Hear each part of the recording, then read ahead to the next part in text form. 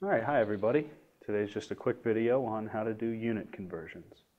Really all a unit conversion is a fancy way of multiplying by 1. And so that's what we're going to look at.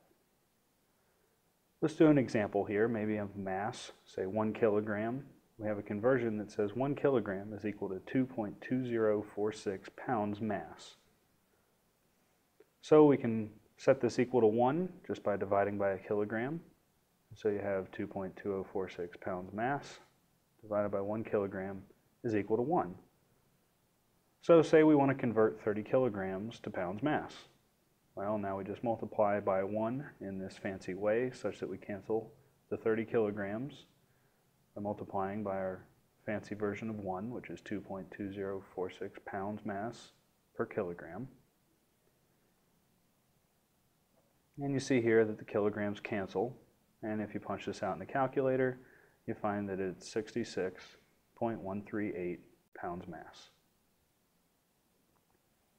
Let's try a little bit more complicated one. This time we're going to do one that takes more than one step. So we're going to convert 523 hours to seconds. We have two conversions now. One is that an hour is 60 minutes, and the other is that 1 minute is 60 seconds. We can solve for 1 in each of these, and we start by solving for 1 is 60 minutes per hour. We multiply our 523 hours by 60 minutes per hour. The hours cancel, and you're left with 31,380 minutes. But we want an answer in seconds. So we once again solve for 1. 60 seconds per minute is equal to 1. And we multiply our 31,380 minutes so that the minutes cancel. 60 seconds per minute. You see here that the minutes cancel, and we're left with 1,882,800 seconds, which is what we were after. As you start to practice, you may be able to see that you could have done this in a single step. Say we take our 523 hours, first we cancel out the hours by 60 minutes per hour, and then we go ahead and we cancel out the minutes by doing 60 seconds per minute. So you see that the hours cancel, the minutes cancel, and we'll be left with an answer in seconds, which works out to the same number. Let's try a volume, where now we're going to have the same unit, but it's going to be to some power. So volume is a length cubed, and so let's say maybe we have 22 cubic centimeters and we want to convert that to gallons. Our first conversion is that 1 meter is equal to 100 centimeters, and then we also know that 1 gallon is equal to 3.7854 times 10 to the negative 3 meters cubed. So now we're going to have to use these factors a couple times. You have 22 centimeters cubed times 1 meter per 100 centimeters. We'll use that 3 times so that we cancel out centimeters 3 times to get rid of that cubed power.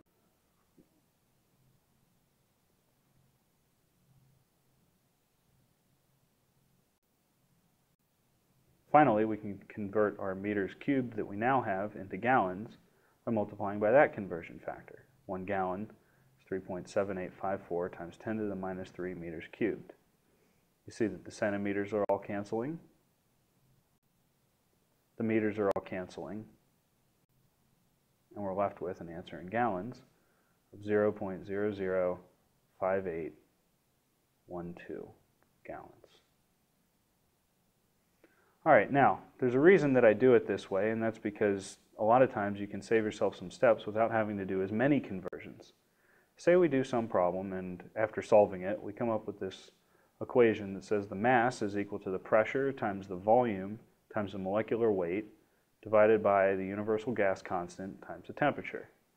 And we've got some numbers from the problem statement. Maybe that the pressure is 20 pounds force per inch cubed, the volume is 30 inches cubed, the molecular weight is 28.97 pounds per pound mole. A pound mole is a unit all on its own. We'll talk about that later. The universal gas constant is 1,545 pounds force per pound mole degree Rankine, and the temperature is 100 degrees Fahrenheit. So if we sub all these numbers in and we do the conversions as we go, usually we can save ourselves a few steps just by canceling things to begin with. So we sub our numbers in. The mass is equal to 20 pounds force per inch squared times 30 inches cubed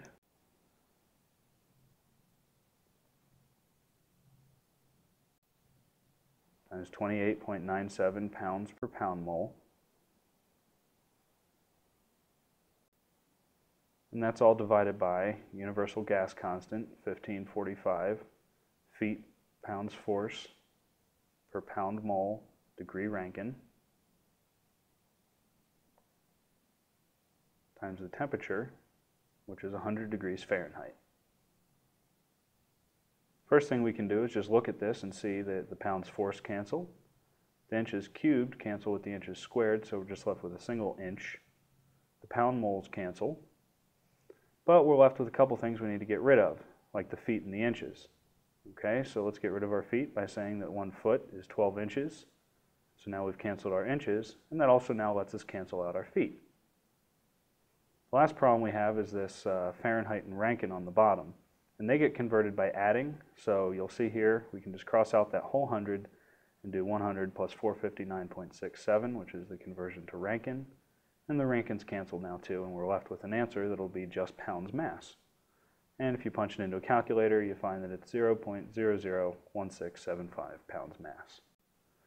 I hope you can see here that this is the reason we want to convert in line as we go. If you wanted to, you could have converted all of those units to be agreeable, but it would have taken more steps and you probably would have had to correct it. That concludes the example. Thanks for tuning in and have a great day.